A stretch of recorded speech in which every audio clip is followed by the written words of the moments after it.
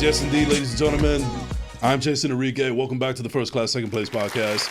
As I said, I'm your host, Jason Enrique. We are live at Virgin Studios in Garfield, New Jersey, and I got some special guests up in the building today. Ladies and gentlemen, none other than hip-hop royalty, a.k.a. the hip-hop advocates, are in the building. What is going on, fellas? What's going on? Well, yes. First of all, I'm glad to see you guys again on the show. Welcome back. And Figs, this is the first time I'm meeting you, a.k.a. Juan Travolta. I love that that Buckethead track. You guys got to check that out. It's one of the best tracks out there. You got to stream it. But anyway, fellas, I'm really glad that you guys are here. I'm looked up to you for a long time. I'm glad that we got to finally work. But I wish it was under different circumstances. And the reason why we have you guys here is because we're here celebrating a fellow brother of ours in hip hop and just, you know, Jersey brother all around. Rest in peace to Gonz, aka Fernando Gonzalez. And I know that you guys worked with him. You know, he was a musician just like you guys are.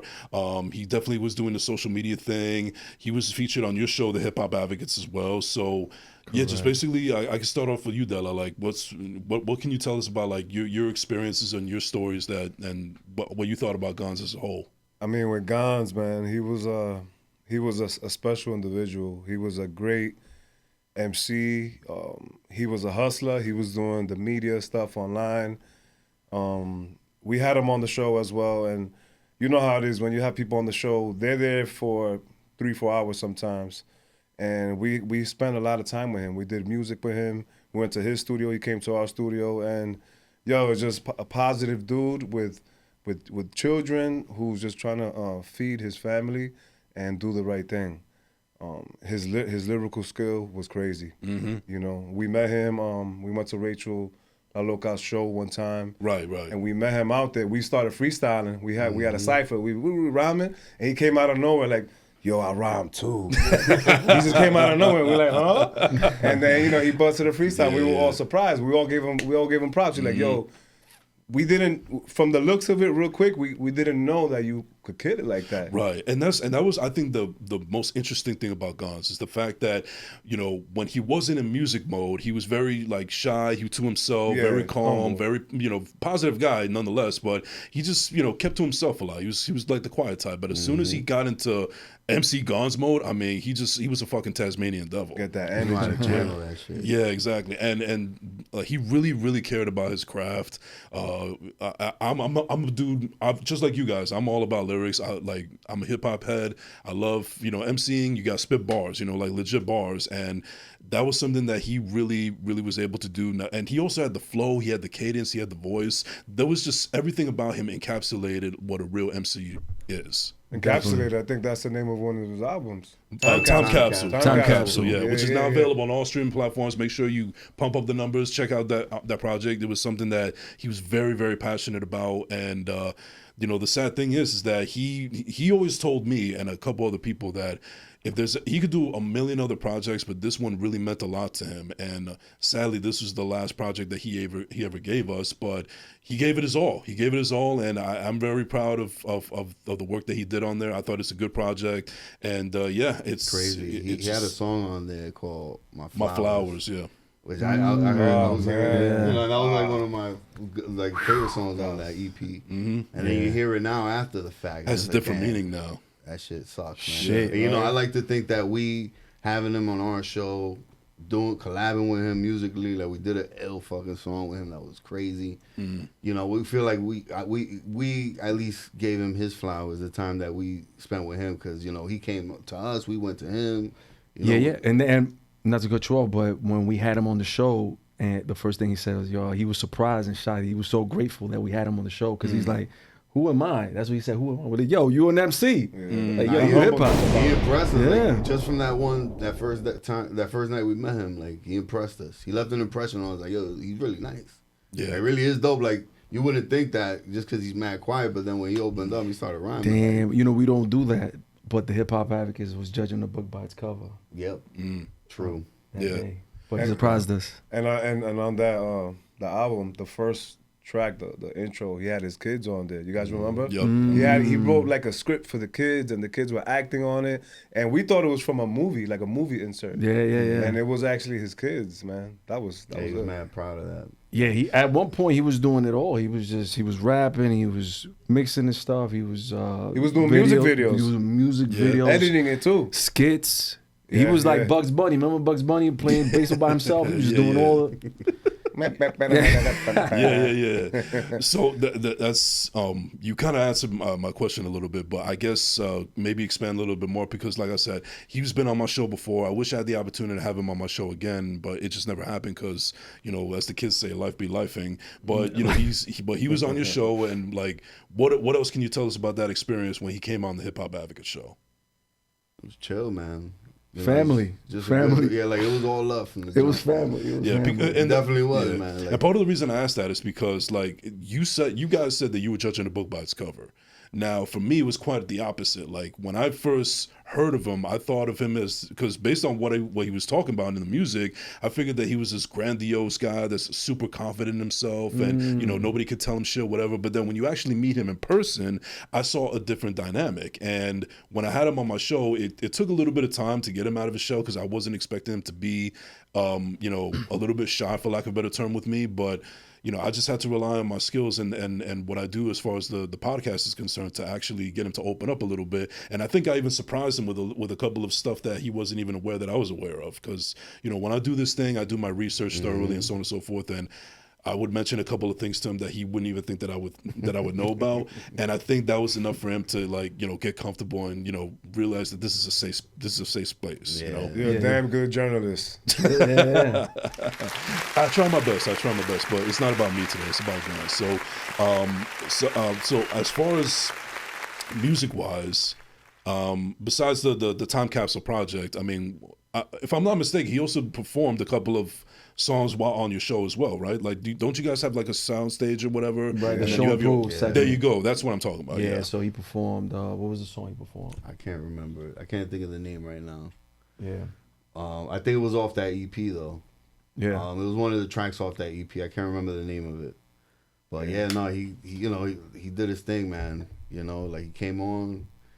We told him, like, yo, you know, 'cause that's what, when people come on our show, like, we want to showcase everything, like who they are as a character, as a person, as an artist, and musically showcase that as well. And he was like, you know, he knew the mission. Like, when he got there, he knew what we was trying to do. And, you know, we always, even us, like, we're working around. He even gave me like tips, like editing tips. That was one thing I remember with him. That, like, one time, like, I was posting stuff, and he shot me he hit me up on the side and gave me like a tip on how to, like, lay it out. Like, because I always have my shit widescreen. He told me, like, why don't you do this? There's an app. He would send me the app and all that. You know, like, that's the type of dude that he was. He's always trying to look out and trying to build with people. Yeah. Always helping. Always helping. help. Even when we did the show with Rachel R. Loca, the hurricane, what was the name of it? Pain for the Hurricane, what was it?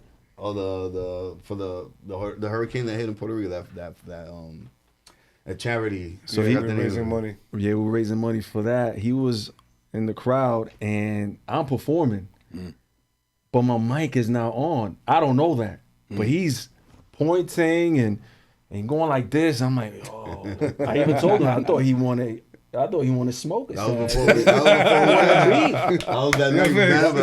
we ran back to I the thought he was show. like, yo, 3 o'clock. Like, and I'm like, yo, what's up with this dude? But I kept going, and then I realized, yo, the mic was off. And then when we went outside, we spoke. I even told him he was cracking up, but he was just so cool like that. He was, he acknowledged us, and he respected us. He was, yo, that's crazy, because the whole show was all comics. It was all comics going up there. We closed it out, and he was excited when he spit. We weren't really judging the book by its cover. We was just surprised, because we was expecting all comics to be there. Yeah, exactly. And he blew our minds away. Bro. And I think that's one of the things that kind of gets lost in the sauce when it comes to Gonz. Like, for the people that knew him, like, the biggest thing that they knew him for was his music, but the guy was actually multi-talented elsewhere when it came to just being creative. I mean, you know, Rachel had talked about, and you guys even talked about some of the video and the editing and the, you know, he also came up with some ideas that Rachel will, you know, she'll be joining us a little later on, and she'll describe some of the things that they worked on together. And when she's telling me all these things, I was like, you know, again, maybe this is where I'm kind of judging a book by its cover too, because I'm figuring that this is just a real cool guy that I have a lot of respect for, and he's just fucking uber talented on the mic. But there was more to his brain than meets the eye, you know. Like I felt like that was his lane, and that's it. That's what he's going to be known for. But it turns out that his brain was a lot more creative than meets the eye. Absolutely, and he was editing Rachel Loca's podcast also. I know that. Yep. And one thing I want to say before I forget. On the song that we did with him, he gave us a super ill shout out. He finished his verse and he said something like, "I'm with 3 kings from Queens. Feels like Grupo Mania," something like that. That sounds like a Gonz bar right there. That inspired us to create a merengue band. So wow, yeah. I mean, it works out, man. That's crazy. See, this guy was like a producer as well, you know, like our manager. I don't know. Like, he was just so cool, man, and he was a real dude. That's basically what he was.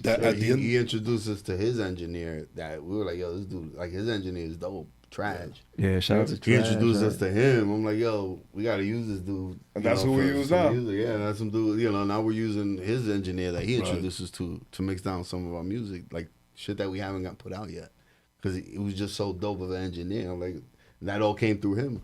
You know. So for the song that you guys worked on together with him, what could you tell us about that single? It's an anthem. Oh man, it's a banger. I want to do a video to it, but these guys don't want to do it. But it's so cool because it's called Latinos United. I think that's the title for now. And you know, Gonz is Puerto Rican, we're Dominican, and we're coming together on some brother shit, and we're just spitting lyrics, but we're also like giving it some sauce, some Spanish sauce, throwing in some words, throwing in some terms that Spanish people know. And we also had Rachel Loca on it too. She's on there too. She's not spinning, but she's saying some stuff. We just threw her in the booth like Rachel. Just talk your shit. She did, and we chopped it up. We used it, you know, for the intro, outro, for ad-libs, and came out ill, man. Well, originally the song was intended to be performed at the Puerto Rican festival. Okay. That's how, you know, we recorded. We wrote to it. Yeah, that was like the... Like my verse, I recorded it like that. Like, I'm performing to the crowd. You know, we're going to shoot a video. Yeah, you know, so we're trying to mix both, you know, the Puerto Rican, Dominican, that's trying to break that stigma, right? I'm kind of getting like Beat Nuts vibes, so to speak. Yeah. I don't know. I've heard the not song. Really, not really. It's a hard track, man. Yeah. Later, we could play it later for you guys. But we were supposed to shoot a video for that day for the festival. He passed away. We were talking the about day before, right? Like the day. It was around that time. Day, yeah. But we were talking about it because it was like, yo, we should go to the Puerto Rican festival and just get footage, and then we just record a couple scenes where we just doing the track, and we use that and make a video out of that shit. Like, because the song has that feeling. It's an anthem. Fun. Yeah. It's an anthem. Like, that shit is hard. Like, he gave us the beat. It's a beat that he hooked us up with. A throwaway beat too. They wanted. Yeah, he was like, yo, his boy, the engineer, Trash, didn't even like the beat. When we went to redo it at his studio, he's like, yo, I didn't even like this beat. I did this so many years ago. Yeah. I was like, yo, this beat is crazy. I was like, you know what? It just goes to show that sometimes somebody could take somebody's, you know, trash, for lack of a better term, and then turn it to gold. Yeah. I mean, I remember hearing a story of the producer Nobody. Oh. He actually showed the beat to Still Not a Player to Jay-Z first. And he was like, that beat's all right. Gave it to Pun, turned it into a national phenomenal hit. And then Jay-Z comes back to Nobody, is like, man, what about that beat? I thought you were going to give that to me. I'm like, snooze you lose. That's crazy. Even Havoc did the Shook ones. Yes. He was gonna throw it away, and Prodigy heard it. Like, nah, let me get on that. Yeah. And look at that. Everybody has a different ear for stuff, you know. Yeah. I remember when he showed me that beat, I was like, yo, he showed me like 3 beats, and I was like, nah, that one, that's the one. That's the one we got to do the track to. Nice. It sounds like Celia Cruz is on it. Right? Yeah, there's a Celia Cruz sample. Yeah, we can't claim intro. That. Well, the whole beat is sampled off a Celia Cruz track. I know that Gonz asked our help on. He wanted to shoot a video for one of his songs for that album. That's and he's like, guys, I need the hip hop advocates to help me out. And I told him, I was like, yo, I got you. And then I was texting with him what I thought some of the elements of the video could be, and I never got to fully tell him, man. So that's in my mind. I'm like, damn, we never connected on that, but you know, we spoke a little bit about it, and it was a great song. And damn, yeah, it was a great project he threw out there, man. He put out. So Even wardrobe. He was asking us about wardrobe for the video, and Was it? Yeah. What should I wear? What kind of aspects of the video? You guys seeing it, and rest in peace, Gonz. Yeah, he was a very thorough person when it came to his craft. That's something that cannot be disputed. Not to like put a somber note on anything, but individually for you guys, if there's one thing you could tell Gonz while he's looking down on us and just watching over us and so on and so forth, what would you say to him at this very moment? You left a lasting impression on us, and definitely, and we just striving to continue what he started. Keeping it real, keeping it real, putting your family first, and getting money. Mm-hmm. Man, I wish we'd have done that Buckethead skit. He wanted to use Buckethead, that character, but our studio had a flood. We couldn't use it. And he was very reluctant. He wanted to do it in the staircase. I'm like, yeah, this is going to look kind of crazy. But he was like that. He was very persistent. And damn, I wish we would have done it. Now, looking back. Yeah, I mean, well, it's never too late in some certain aspects. And, you can still kind of keep his memory alive in some ways. It's true. Yeah, no, that's what we got to try to do, man. I mean, just, for me, man, just thank you, man. He was a good dude. Yeah, absolutely. I'm very grateful. I'm grateful when I meet good people, like, I give what I get, and that's a dude. Like he always had my full respect. Yeah. If he needed something, like we would have went out the way for him if we needed to. Put it like this: the day he went, when we recorded his episode, certain situations happened that somebody else would have ran. Word. They would have jetted, and he stayed. He stood his ground. He stood there, and like family, he was like, "Yo, this is nothing." You know what I'm saying? Like he understood. Like, he understood. He understood like the situation, what happened. Like it's true. Like you said, most people are like, "Yo, I'm out." But she got got a little uncomfortable for anybody that wasn't involved, and he's like, he was like, I get it. Like, don't worry, I get it. Stand-up guy. Yeah. The one thing he said, he was like, "Yo, it's some brother shit." Yeah, brother exactly. shit. That's all you That's can what say. he said. Some brother shit. He's he was from the hood like us, and he understood. We came from the same place. He knew what it was, man. Yeah. A good dude, man. Good dude. Yeah, absolutely. Rest in peace to Gonz. Now, fellas, I really appreciate you taking your time out of your busy schedules to come and show love on the show, and also dedication to Gonz and everything. So, just real quick, any other new projects you guys got in the works as far as the show, music, whatever's going on with you guys right now? Well, we got some episodes coming, dope episodes with some dope artists. Our goal is always find those artists that you don't know about. But when they leave, you see the episode, you get to know them through the advocates. You're gonna become a fan of who they are. You start searching. Those are the type of artists that we try to look for and bring on the show. Yeah. All right. Well, I'm looking forward to checking out more episodes. I'm already a fan of you guys, and I can't wait to check out that song because I know it's going to be a banger, especially since you guys have already said it on multiple occasions. But I'm definitely looking forward to it. I really love what you guys do music-wise, and I'm very confident that this is going to be a hot song that you guys did with Gonz. So Thank you, definitely looking forward to that. Ladies and gentlemen, we'll be right back. First class, second place.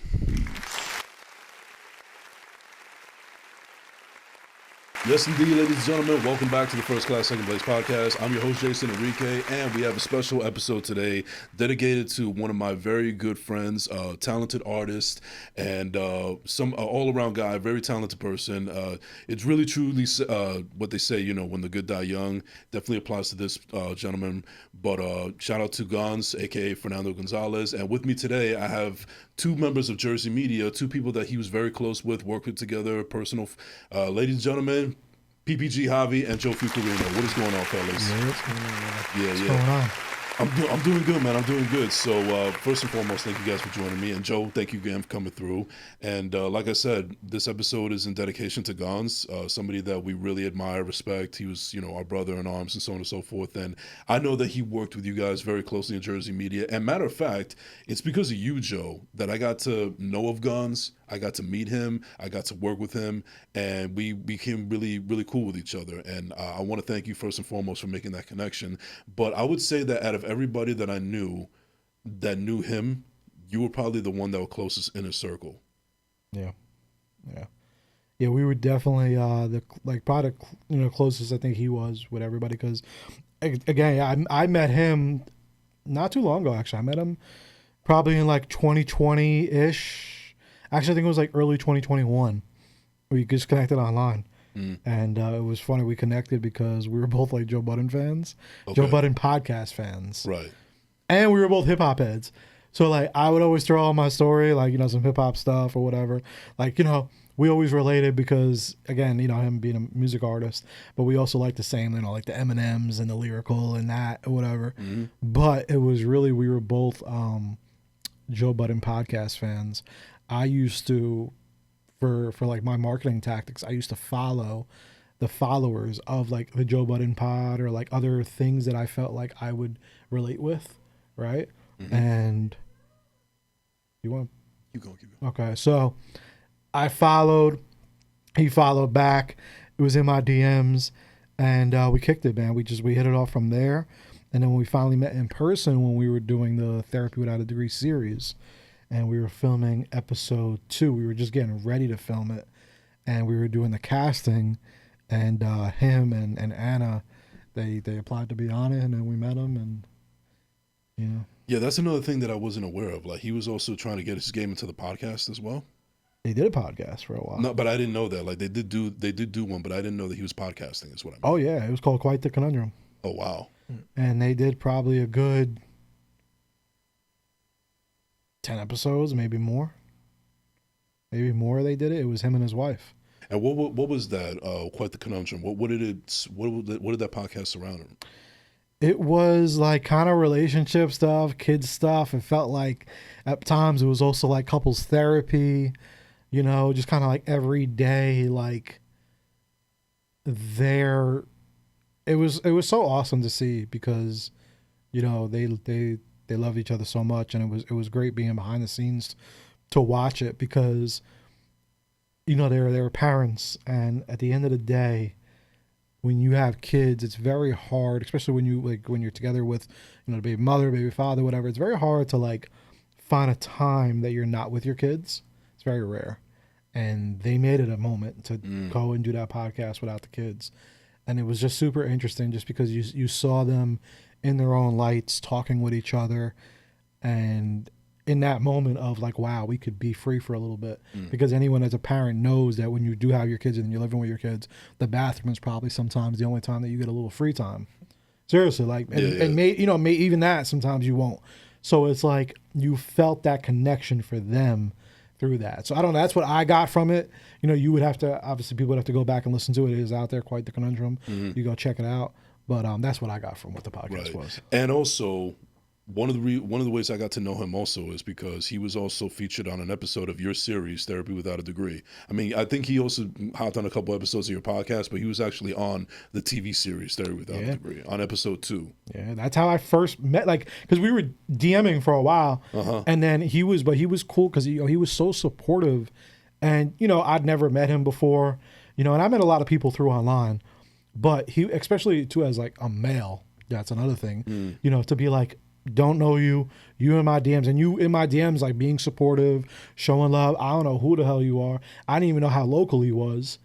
And then, but he was being very supportive and stuff. And then he submitted to the casting call, and I said, yo, you know what?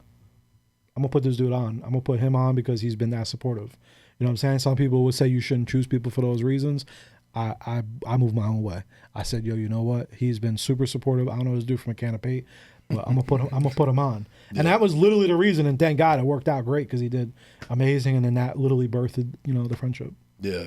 Now, Javi, I've known you for a little bit now, especially when we worked at Jersey Media together, and I've never seen you and Gonz in the same room together, or maybe I have, I just don't remember. Like, my brain is not working the way it used to. But I know that you guys did work together. You guys had a little bit of a cordiality with each other. Like, what was your experience like working with him and just being around him in general? 100%. I mean, as soon as he joined the team, I know that, like, he had a really strong work ethic.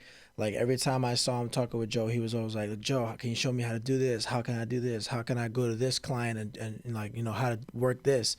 So, like, he was very, and especially, I know he has a daughter as well. So he was really, like, focused on trying to make himself better for his family. And, like, just me as a young person, like, I respect people who do that, especially the male role model in like, as a parent, because nowadays you don't get that. Like you don't get a lot of like male role models. A lot of people don't have fathers. A lot of people's fathers are deadbeats or not involved in their kids' lives. Yeah. So like him, and especially since he's not old, like he wasn't 50 something. You know what I mean? He's late 30s, early 40s. So it's like have that Dude, he mindset. was my age, I think. I'm 38. I don't remember exactly how old he was, but we weren't that far apart. Right. So it's like having the person with that mentality. It's just like I respect it. So, but I think that just highlights like we tend to feel like because we're on a one-track mind and we're even if we're doing good and we're bringing light to the world, that life is not forever. Nothing is given. Nothing is promised. So it's like, take every moment, live every moment as if it's your last, because it might be. Now, I think that you guys have worked closely with him more than anybody else, whether in music or content creation or so on and so forth. What would you say, what would you share one good memory? I mean, I'm pretty sure you guys have plenty of great memories, but is there one particular one that sticks out more than the other ones, like something funny or something awesome or just whatever the case may be that involved Gonz? I got one. Yeah. I remember we did one of the pop-ups at the business pop-up. I believe it was at the place in Lodi here. Little League? Yeah, Little League. And like, cause Gonz is also a rapper. He likes to rap as well. Yeah. So he just out of nowhere, it's a pop-up. There's a ton of people in the store, in the venue. It's packed, all business owners, and he wants to rap for everybody. So he just grabs the mic and he just starts freestyling right there in front of everyone. Wow. And he was killing it. He was killing it, man. And he got a huge round of applause. Everyone stood up and started throwing him respect. So like, not many people do that, like just off the cusp, like just rap for people. So that was definitely a highlight. Yeah. How about for you, Joe? Man, the one, we did, man. We kicked it a lot. Like this whole everything is still very, like I was telling him, feels weird because this is very like it still hasn't even like I don't think hit me yet. It's one of those things. But also me and grief, that's a whole nother podcast. Stay tuned, Therapy to a Degree. But anyway, like so many memories, man. We did kick it a lot, way more than people even probably even knew. And we talked on a daily basis. But I think the number one, man, that comes to my mind is, we went to this boardwalk. Actually, I think it might have been the same day. It was different days. We went to Dave & Buster's, and we also went to this boardwalk thing. Actually, the boardwalk thing was about a year ago. Actually, it was kind of recent. And I went there with my daughter and her friend, and he brought one of his kids because he has the three kids. He brought the little one, and we're kicking it with the kids, and it was just one of the best moments of just kicking it with them. And he loved being a father. I loved that he got to like really meet Jaylene because I had her for the time, and Jaylene's your daughter. Yeah, and it was great because just to that and just kicking in. Like I said, we went to Dave & Buster's. He was having so much fun with his daughter and all of us, and it was just a really good time, man. Like that and shooting his video to We Good, and because he had his son involved. I don't know, man. I'm big with the kids, bro. Like the family, like that's like always the biggest moments for me. Like he had his kid on set while we were filming the video, and he was just talking to him. His name is Noah, and he was like just like letting him be part of it, let him be part of the behind the scenes, and it was just beautiful moments. Yeah, for me, it was real quick. Is when he had a performance at a wrestling match down in South Jersey. And he was performing the song "Get You Some." They were performing, I don't know how wrestling works with like halftime or whatever, but there was an intermission where he was up on stage and him and Mike Hoffa, shout out to Mike Hoffa, they were performing, and then he had this other character, I forget his name, but he was basically jumping all around against the ropes and so on and so forth, and he came out with two other female wrestlers that were twins, and he basically was doing "Get You Some" while they were coming out. I think that was their walkthrough song or whatever. And one of the reasons why I love that memory is because not only did I get to see him in his element, but he was genuinely happy to see me being there, because I kept on telling him so many times that I support your music, I support everything you do, I think you're a talented dude, I think the world needs to hear your art and so on and so forth.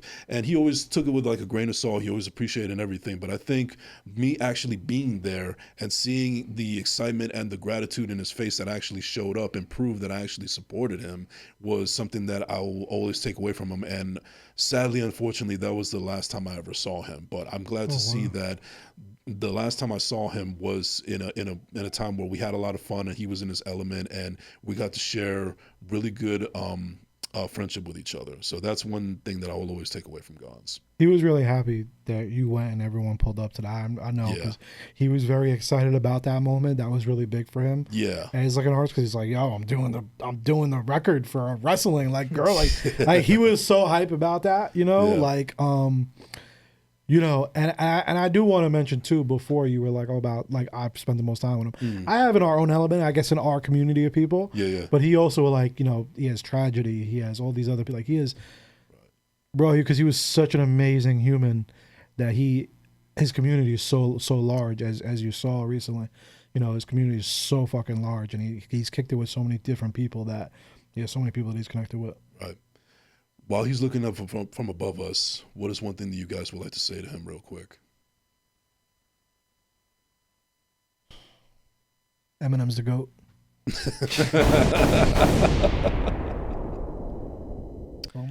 I think that his kids will never forget him, and the fact that he involved them in the work that he was doing. On the impact that he was trying to make in the world, he involved his kids in it. And I think that's a big part of it, because now people are gonna like, that's a character statement. So like people are gonna know like, okay, like it's not just a him thing. Because a lot of people, especially when you bring up like a rapper, people who are rappers usually are very like selfish oriented, selfish mindset. Like I'm doing this for the money, for the clothes, for the cars, for the girls, all that stuff. But with him, it wasn't like that. It was like, I'm trying to rap a message and I want my children to be a part of it. So I think that's like unique in that category. So that's what you would tell them. Thank you for being 100%. Thank you for being genuine. Thank you for bringing your kids into this and like mixing it up. Nice. Yeah, I appreciate that. Now, fellas, thank you guys for taking time out of your busy schedule for showing up for this episode, and thank you guys also for being a part of of the growth of First Class Second Place. And again, Joe, thank you for introducing me to such a wonderful human being such as Gonz, and just we want to keep his memory alive. But I know you guys are doing a lot of things with Jersey Media, so tell us everybody where they can find you and some upcoming projects that you have in the works. Yeah, man. So you can find us mainly Instagram, Facebook, TikTok, all that fun stuff, or you can just go to www.jersey-media.com. Right now, we got some, obviously helping everyone around the whole U.S. with their marketing, with their social media management. Probably the most coolest, newest thing that we have now going on is we're doing events currently in Hawaii at the Prince Waikiki. Wow. So we're doing paint nights, candle nights, and soap nights. Those are going to be every week. So every Monday, if you're in Hawaii, you go to the Prince and you can go to one of our events. All hands-on experiences. It's a really cool vibe. And then we are now about to be in Puerto Rico at the Conquistador Resort, doing the same thing. That will be coming. Stay tuned. So you could slide in our DMs or check out on our website for the tickets there. But if you're in Hawaii right now, go have some fun with the Jersey Media crew. Mm. And Javi, I know you got your own business, credit business of your own, so on and so forth. Yeah, I do credit repair, business formation. You can see my website, ppgcapital.org. On Instagram, ppgjavi, ppgcapital, ppg.capital. I'm servicing all over the U.S. It's a crazy time in politics and finance and the economy, so now's a better time than ever to get involved. All right. Fellas, thank you again for showing up. I really appreciate it. We have some more guests lined up for you coming right now. We'll be back. Yes, indeed, ladies and gentlemen, welcome back to the First Class Second Place podcast. I'm your host, Jason Enrique, and this is another segment, dedication to Gonz, R.I.P. And we got Joe Figueroa back in the building, and we're also joined by the lovely Rachel La Loca. Yeah. How you doing? Yo. There we go, the host of Latinos Out Loud podcast.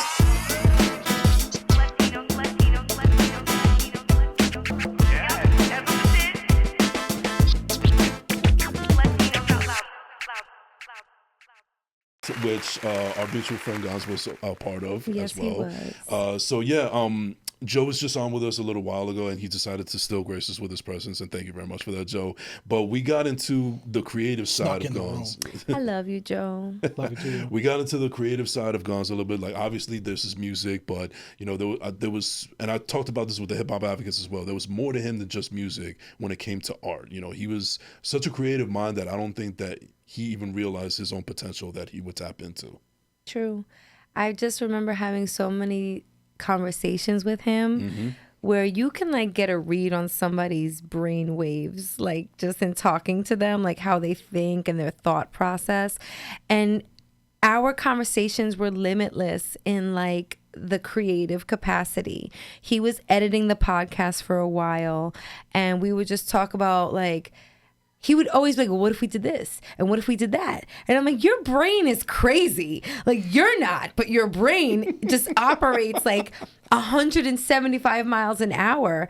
And I have so much to say. It's going to be hard to really like contain my thoughts on Gonz here, but we'll talk just about his creativity for a moment. Right. His music is so vibrant and full of stories that you're like, how did he get so many thoughts in one song, you know?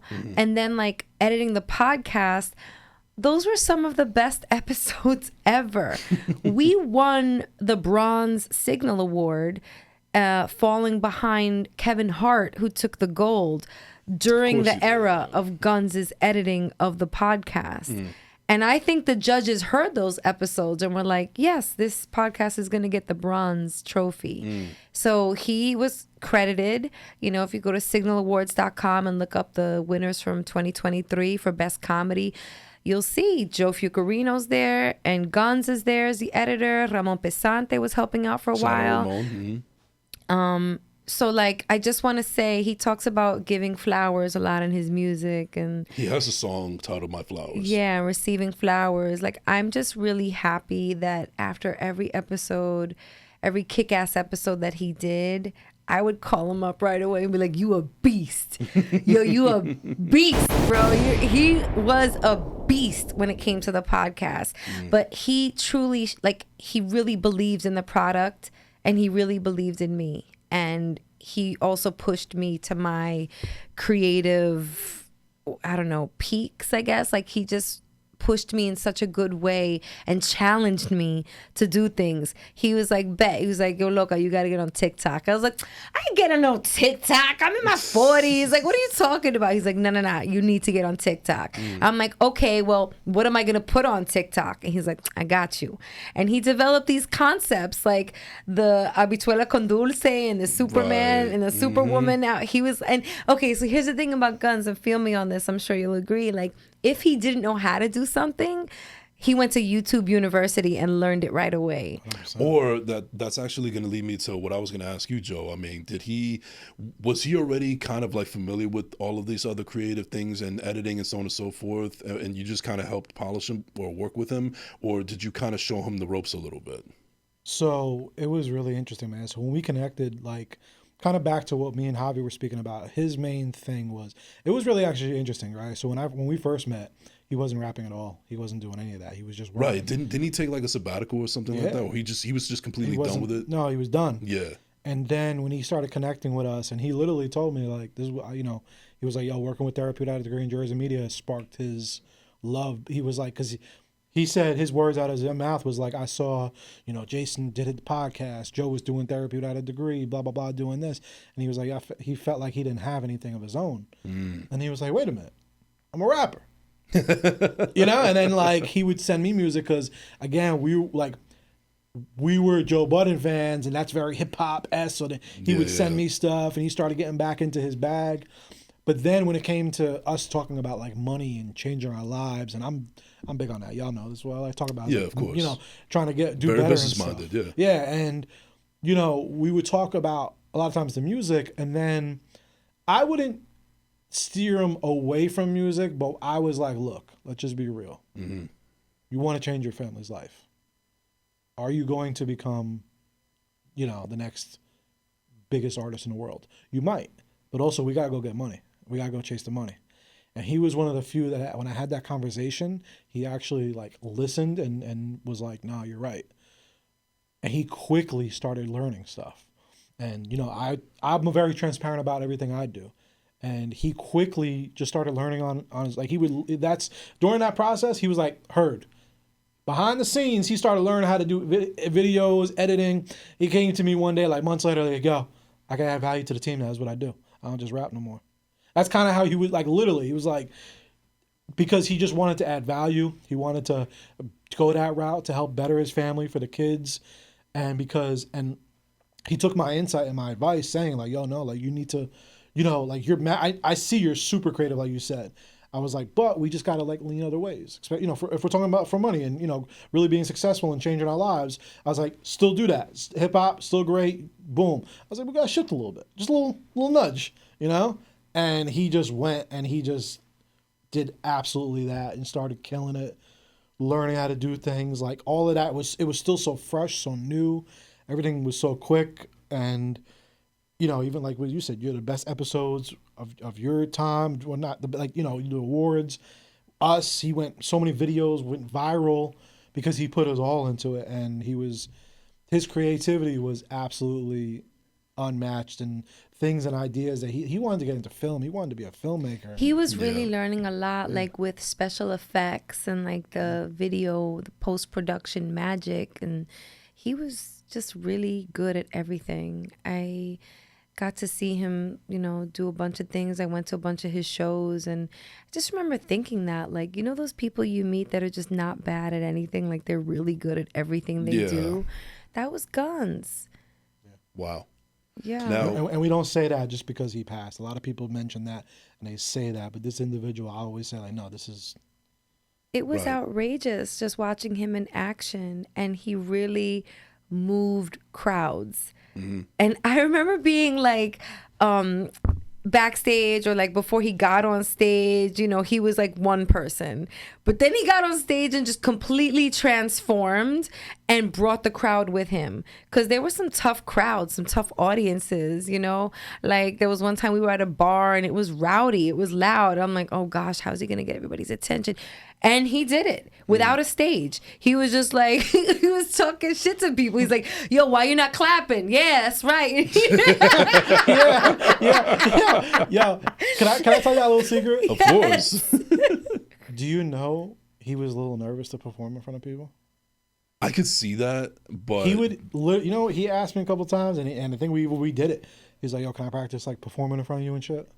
Like that was our behind the scenes to get ready for those moments. Right. Like that's how we were, and it was because he was like, but I told him, I was like, "What are you talking about? You a beat? Like, come on, you a beat." But he would just wanted to perfect it so much, and he cared so much about it. Like, who says that? Like, then, you know, he was like, you know, a lot of these rappers, they just play the song in the back. And he was like, "I ain't doing no backtrack. I'm not like."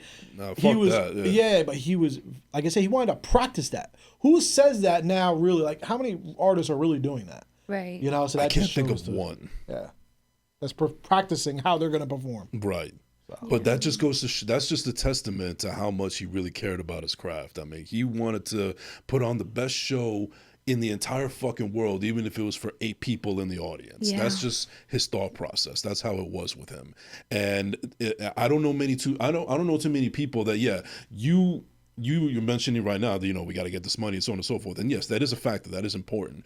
But I think with your business sense and with his passion for what he does, definitely could have set the world on fire. And I think that you need people like that in your life in order to make sure that you succeed, whether it's your wallet or your pride or your respect or whatever the case may be. And he had that it factor. And, you know, one of the things that I kind of wish that I could have done more was I kept telling the world how talented this dude was, how much I love his music. You guys got to check it out. This dude is fucking phenomenal, so on and so forth. I just wish that I probably could I wish I could have told him personally more often. You know, I feel like I told the world more than I told him of how much I appreciated his art and Jason, his music. you went to the shows. I did. And I that did. speaks to that exact point. Like, Right. maybe you didn't have to say the words. I'm sure he knew how you felt because you were always representing at his shows. That's true. The wrestling show, that was deep in Jersey. Mm-hmm. That was We like were the just talking butt about crack that, of yep. Jersey. That was like the anal sphincter of New Jersey. It was so deep. It was the end of the large intestine of New Jersey. I've never been that far down the digestive tract of New Jersey. But we went there for him. We did, yep. showed up and he showed out. He killed that event, like introducing the twins, the wrestling girls. Yeah, and performing "Get You Some" at the intermission. Crazy. He was so Yes. hype. Yeah, we were speaking about that a little while ago. Yep. He was so hype about that. And That was great. And that's the one memory that I'm gonna take from him more than others. I have a lot of memories with him, but that's the one that's like at the higher echelon. And I was also telling Joe and Avi that was unfortunately the last time that I saw him in person, and I wish we had the opportunity to, because when Time Capsule was coming out, he wanted to come on my show to promote it and talk about it and so on and so forth. And we were trying to figure out, but our schedules, like he was always busy with, being a father and Driving trains and so on and so forth. He had a lot on his plate. And then me Yeah. trying to be accommodating, but I got other things I got to do as well. We had planned to do it at one point, and unfortunately it just never happened. But one thing that I am proud to say, at least, is that in that time I was still promoting his music out there on social media. I was telling people, yo, you got to check out Time Capsule. If you like Back to the Future, you're gonna like this guy, you're gonna love the concept, everything. It was so cool. And I was actually watching Back to the Future the other day, and I don't think I could ever watch that movie series again without thinking of him. He loved that movie so much. I was bumping his music the day after he died. I got on my bike. I don't know. I have to exert energy when I get really sad about something, like run or get on my bike or, just do something that will release the steam. Right. And I was one of those ghetto clowns you see on their bikes bumping the Bluetooth speaker mad loud through Spanish Harlem. Because in my head, I was like, everybody needs to hear this music. Listen. You know what I'm saying? And at the same time, I felt like I was just paying homage to him real quick. Yeah. Kind of like what we're doing here, but through his music. And it is so good. Yeah. He's a poet. Oh, God, I hate saying he was, but he was a poet. Right. Like a true like an artist of words. Right. And I was actually talking about this with the Hip Hop Advocates a little while ago, where when he came on my show the first time around, I really did my thorough research on him, because not only did I want to make a good impression on him, but I really feel like I went out of my way to find out everything about what he does, because he just really fascinated me with his art and his music, and I'm listening to his songs and I'm really enjoying it. And I was like, I really want to go deep into the mind of Gonz and figure out about this and that. And I think I even surprised him to a certain effect. And but that just goes to show the passion that I have for what I do, appreciating somebody for doing the passion that they had for what they did.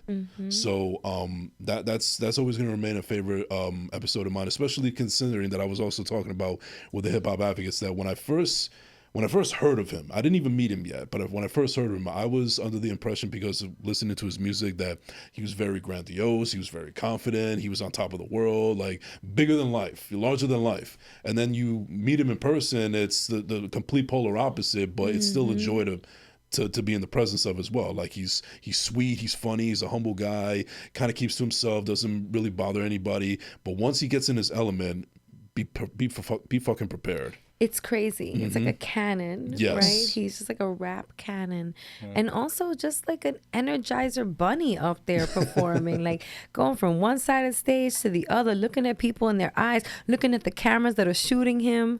How much footage? I don't know if you guys watched footage of him since his passing. I have so much footage. Oh, absolutely. Yeah. It's been helping. I didn't think it would help, but every time his mom's put something up on Instagram, or I have footage of my phone, I watch it and I'm just like, he was a ham on camera. He'd do all of this, yeah, into the camera while he's performing. He was a true entertainer, a really good friend. Really sweet, really humble. And an amazing father. I think that would be the one thing that'll be the biggest takeaway is being a father to his beautiful children. Yeah. He always spoke about his kids. He was always with his kids, right? Love them all. Yeah. I'm really glad that he got to meet you. And especially because I think I've told you this, but he really wanted to just meet and connect with you. Like, I'm talking like months before y'all did, like months. And it was funny because, you know, like me and you, like we got to kick it more, but like, you know, we usually will work on something and we'll kick it and this, that. And also even at the time, like he was interested in meeting you. Like, I'm talking once we started working together. And it's like, I was like, all right, well, bro, like, I just met her too. And I don't want to, like, I don't want to, like, you know, just be, let's random, you know, like, I was like, I'm very, like, things are going to, you know, natural. Organically. Yeah, organically. You know what I'm saying? Like, but I promise you, from very early on, he was really? like, yeah, very early on, he was like, just wanted to connect with you because he loved everything that, you know, you do in entertainment. And even like when I met you, you know what I'm saying? It was like the same feeling of like, wow, like, yo, like, cause you know what we all do now. Yeah. And it is, even though there's a lot of, you know, other content creators and things like that out there and stuff like that, you know, you're different as I think a lot of the people that we connect ourselves with. Like, we take this seriously and we're also like multifaceted and doing a lot. Yeah. And I think, you know, he definitely really noticed that from you as well. And he was like, oh no, we got to get, like, I want to get tapped in. I want, like, you know, so. That makes me feel really special. Yeah. And actually, I met him before I really met him. It was at a hilarious comedy show that we did some sort of call out to the crowd. It was actually the hurricane relief fundraising thing that we did with Hilarious. So Miss Angelina, shout out to Miss Angelina, was like, let me get the best salsa dancer up here. So somebody went up there. Was that before? That was way before. That was way before your birthday. Oh, months before, wow. Joe. Yeah, I realized that too. And I was like, oh shit, that was Gonz. So then I made a call out and I was like, I need the best bachata dancer to come up. Him and Val. I thought that was after for some reason. That was way before. And he came up and we danced. Oh, yeah. And it was so much fun. You have it on video. Oh, yeah. I've seen the video. And then we danced, and then your birthday was like maybe a couple, like it was November, 3 months later. Yeah. And then that's where we started talking. What an introduction. Well, that is like, that's like the echelon. That's like me going up to Michael Jordan and the first thing we do is play one-on-one. Yeah, and that night I surprised him with a billboard in Times Square. That was the same night. I remember that. Yes. Yeah. Who, Val or me? You surprised me? No, oh, Gonz. Oh, okay. Oh, yeah. Because you surprised me in LA. Yeah, that was LA. So this is something you do with your friends, isn't it? I love you. It's so much fun. Tell us nice about little plug that. in there. Why don't you plug it real quick? Yeah. Jersey Media, if you need some billboards, hit me up. I got them all over. Right? Nationwide.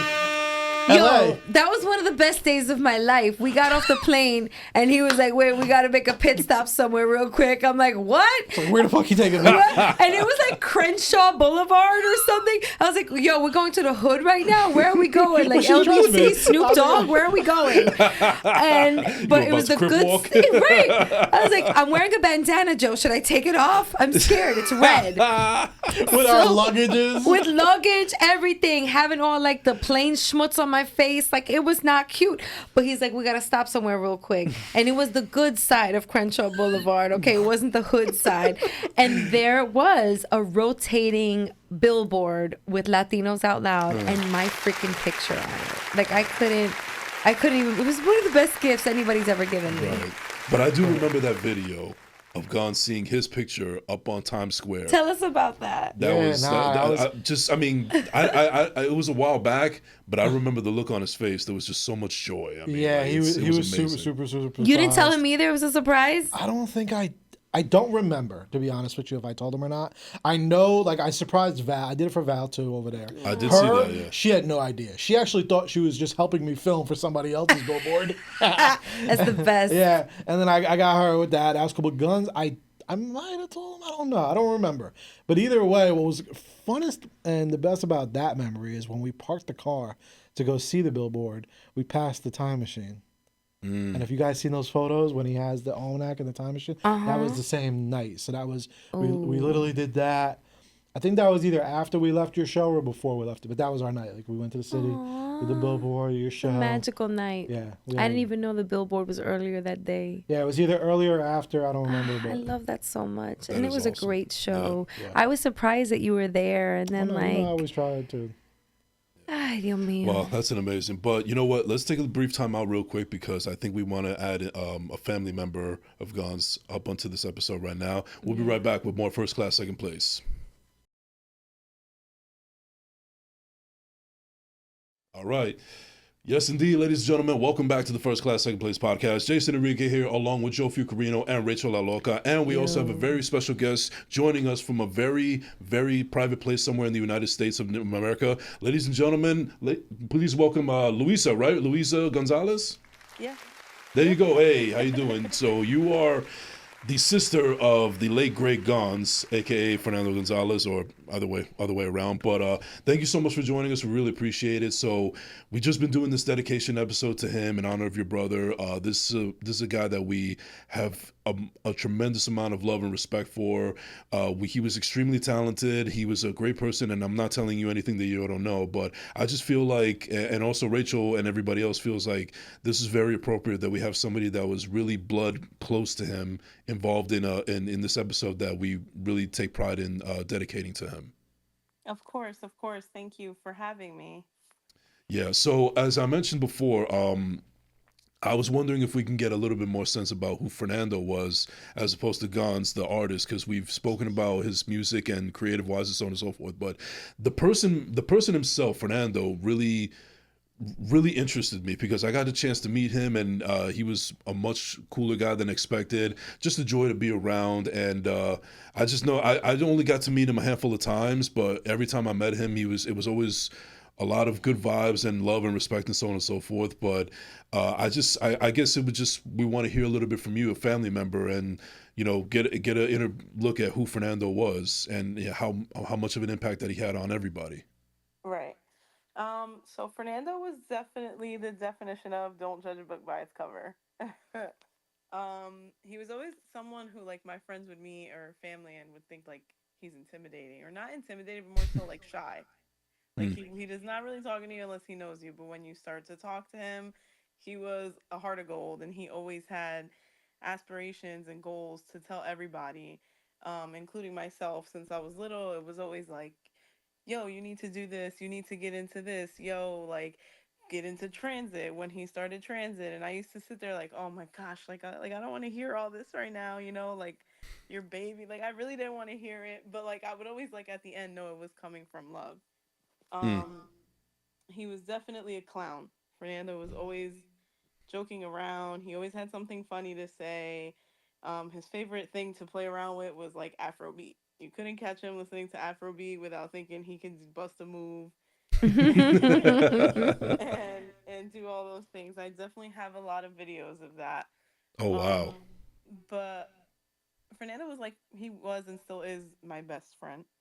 Mm. Um, as a father, he is a wonderful father. And before he had Athena, my father wasn't in my life. So we have two separate fathers. Um, but when I was a baby, I grew up to call him Bobby. Mm. He was like the father figure in my life growing up.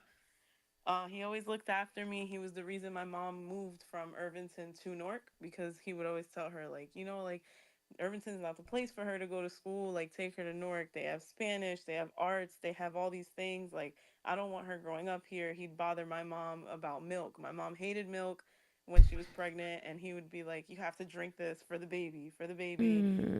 Like it's good for the baby. And we just became super close. It was more than just a brother sister relationship.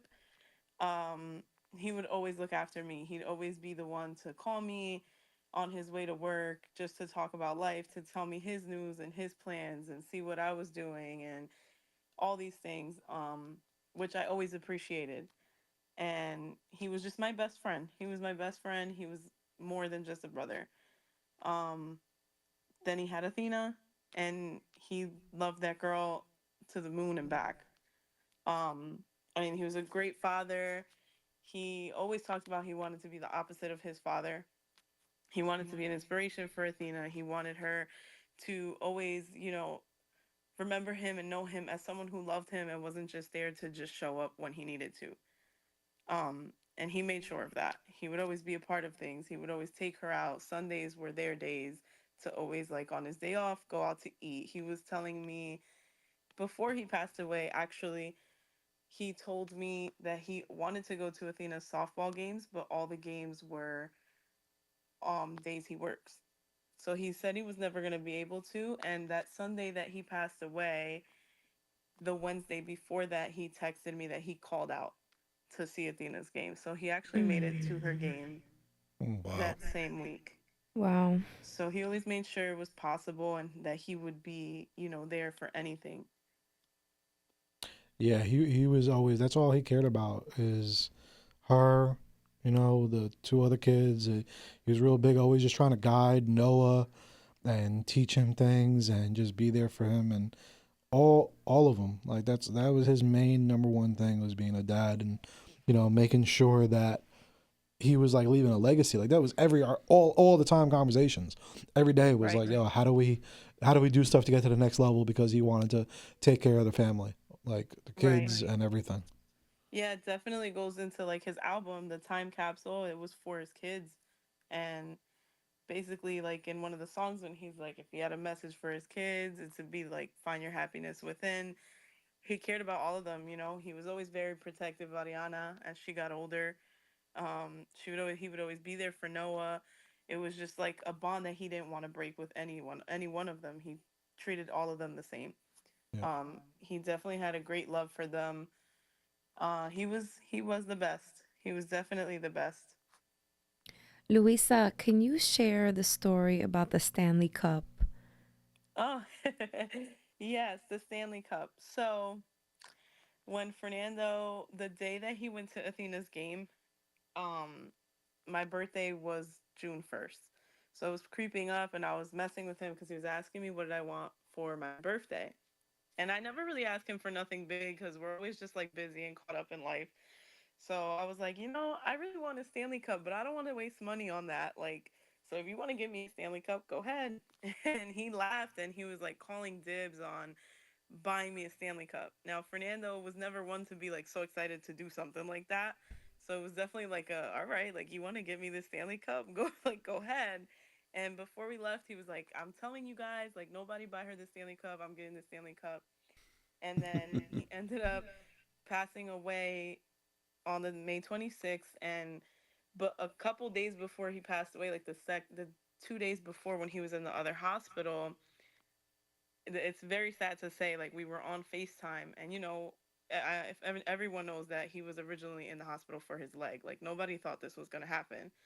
Um, so we were talking, and I was like, since you're not like leaving this world anytime. Like we were literally joking. I was like, "Did you buy me my Stanley Cup? You're still gonna get me that Stanley?" And he was cracking up, and he was like, "Yeah, I'm gonna get you that Stanley. I'm not going nowhere or whatever." And then, unfortunately, what happened. And my boyfriend, I was crying to him, and he knew about the Stanley Cup because he was there at the game. My boyfriend ended up ordering me a Stanley Cup with a picture engraved of Fernando. So I was crying and I was like, oh my gosh, like I'm so happy I got this Stanley Cup. It meant something to me, because he cared about the outcome of what it was supposed to be. And then a couple days later, after Fernando passed away, I got a Stanley Cup in the mail. So Fernando ended up ordering me the Stanley Cup before he passed away. Mm. Yeah, and it was super emotional. It was definitely like, like it seemed like that whole week. When you feel like someone knows something's gonna happen, but they really don't. So it was like the whole like he went to Athena's game when he knew he wasn't ever gonna make it, and then he got me this cup that he was so excited for, which was like confusing to me at that time when he was fine. I was like, why are you so excited to get me a Stanley Cup? Like we normally don't make this a thing every year. Um, so when I saw the cup, it was definitely emotional. Definitely emotional. I don't take it out my house. Yeah, I think he knew subconsciously. Yeah. When you know, you know. I know that he had everyone has their own health problems and stuff like that, but we just never know when our time is gonna come. So it was definitely an unexpected like hurt to the heart. It Yeah. just goes to show where his heart was, It was just always so full of life and loving others. And a cup is a cup, you know, those insulated thermoses, it's a cup. But he thought of you. He knew he was going to take care of you. He knew he was going to get you what he wanted, you know? And then he used comedy all the time to like, Yeah, he always to did. envelop a story. It was always like wrapped around something comical, comedic. Yeah. His spirit was just always so full of life and colorful. I want Always. to. Did he ever hit y'all with the good talk? Yes, Yes. that's the. Yo, Tell him what that is. you don't reply for 5 seconds. That's it, right good, away. Good talk, good talk. Right, and it's hysterical, right? It's like, yo, I'm in the bathroom Yeah. peeing, bro. Like, give me a minute to respond. I was gonna end this episode, yo, with good talk. Yeah. Yeah. Now, I want to ask you this, Louisa. So there was a while back, I think maybe about a year or so ago, where there's video of Joe and Zayn and Gonz together, and he had a problem with Joe's dog Princess, like being close to him, being near him, whatever. Like, what was his lack of affinity for pets or dogs in general? He didn't like dogs, yo. This question, he definitely did not like animals. It wasn't that he hated them.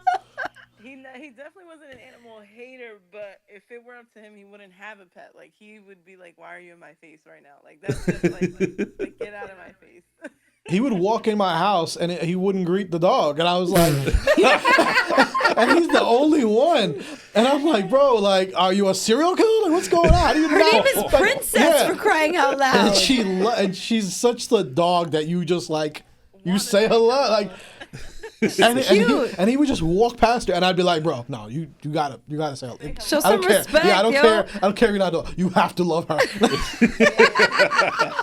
So then one day we made a joke about it. We did a video, and I'm just Yeah. like, and I would always just mess with him, be like, I love you, but I don't know, you and the dog thing. It's Yeah, didn't you say like you shouldn't trust anybody that doesn't like dogs or something? I like always put that meme out there. But it was a joke. It was a joke. It's I don't mean it seriously. No, I know that.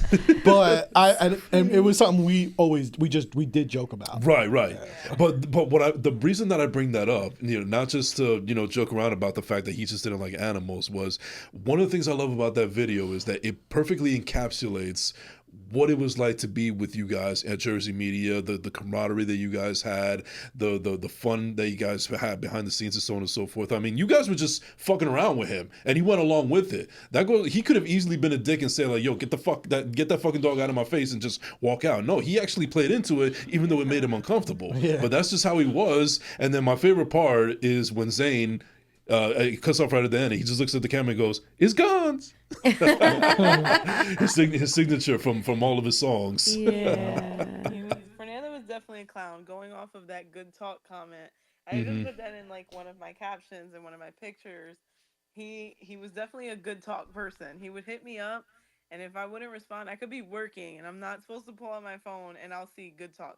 And I'm like, "Dang, can I clock out?" So I would do it back to him. I'd be like, "Yo," and he wouldn't respond because he's either driving a train. And then I'd put good talk, and he'd put laughing emojis because he knew I was So before we put a cap on this, Louisa, I want to thank you for your time and so on and so forth. But while he's watching us over right now and being proud of him, we're trying to honor him in his memory every single day. What would you say to him right now as he's listening to you right now? I would definitely, like I do every day, tell him how much I love him, how much I miss him. Just to definitely keep giving everyone the courage, because I know how difficult it is, not only for family, but some friends, that he left an impact on. And I've seen that it's been taking a toll on certain people.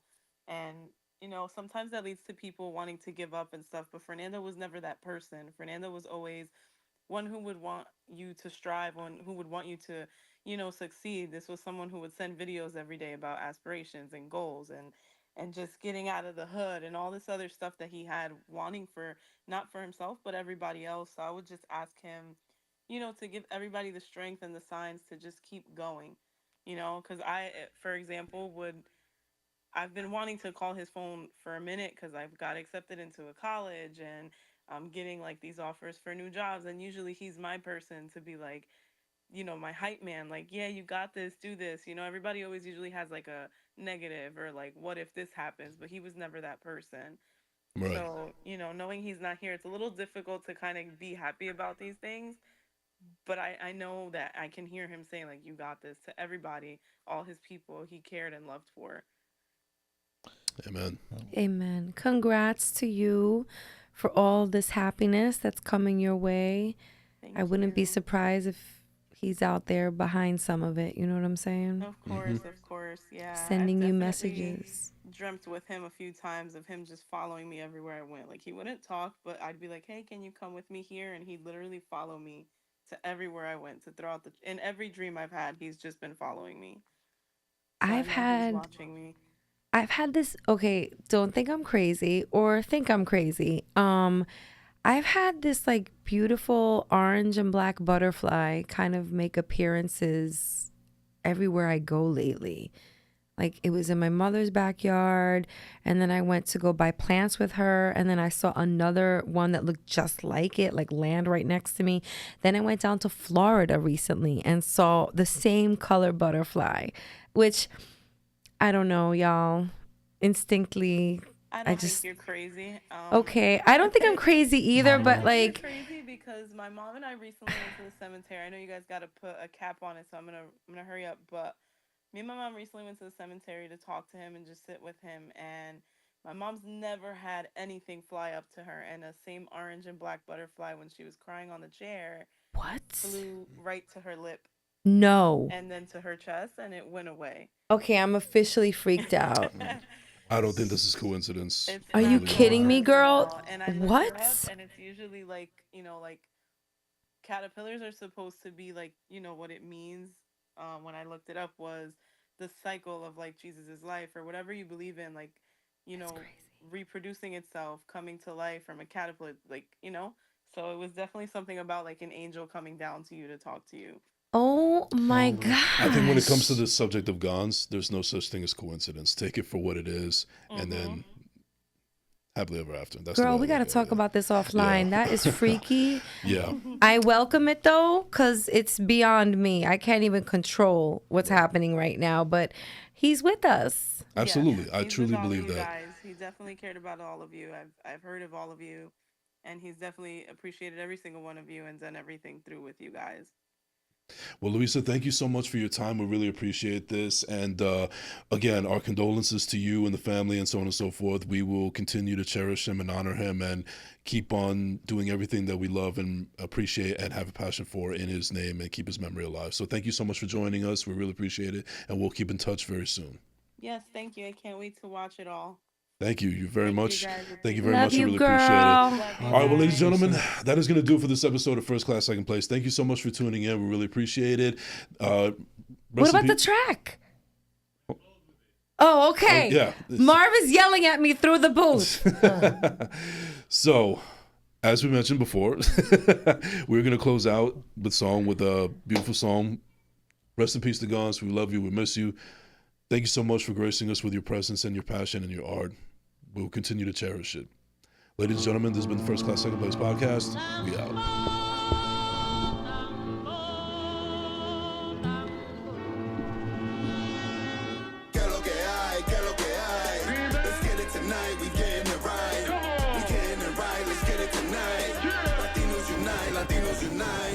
One time for the heritage that brought us Taino culture. This one for the mommies with the sage and the holy water. Burn candles for ancestors that came before us, but we still dancing. Twist your hips and hector la voz. Wrap a flag round your head if your island gorgeous. For my sneaker heads, put one on your forces. Look, I'm a Latino out loud, no matter where I be at. I'm with 3 kings from Queens, feel like Grupo Manía. Comiendo arroz con gandules cuando estoy en la nube. Volví con los panas, so don't get stupid. We rapping it loud, estamos entregados. Who got the best sounds? You know you like the movement. We joining together to hold down the sector. Que bonita bandera, la borinqueña. Junta con la de la isla quiqueya. Con un sancocho, ya lo que mezcla. Que lo que hay, que lo que hay. Let's get it tonight, we getting it right. We getting it right, let's get it tonight. Latinos unite, Latinos unite. Que lo que hay, que lo que hay. Let's get it tonight, we getting it right. We getting it right, let's get it tonight. Arizona while I'm rolling my tobacco. It's only natural, got my bros in the back, yo. Thinking about the motherland, thinking about back home. Running through La Jungla like the Latin Rambo. On a mission when I'm on the mic, yo, they know my style. Everybody's getting hype, yo, it's going down. If you don't know me, you know me now. Listen closely, Latinos hold it down. From over the ocean and over the sea. All them pretty girls, them come roll to E. I like them doing me and I like them bawdy. Great conversation, tell a hell of a story. Rice and beans, baby, got the kitchen active. Student of the game, but now I'm giving the classes. Sailing ahead, honey, call me the captain. Bringing the action or whatever you like. Que lo que hay, que lo que hay. Let's get it tonight, we getting it right. We getting it right, let's get it tonight. Latinos unite, Latinos unite. Que lo que hay, que lo que hay. Let's get it tonight, we getting it right. We getting it right, let's get it tonight. Latinos unite, Latinos unite. Yo, yo, yo, it's Rachel la Loca, Latinos Unidos, Estados Unidos, Estados Unidos. Yo, shout out to everybody doing it, doing it, doing it. Let's go. Que lo que hay, que lo que hay. Let's get it tonight, we getting it right. We getting it right, let's get it tonight.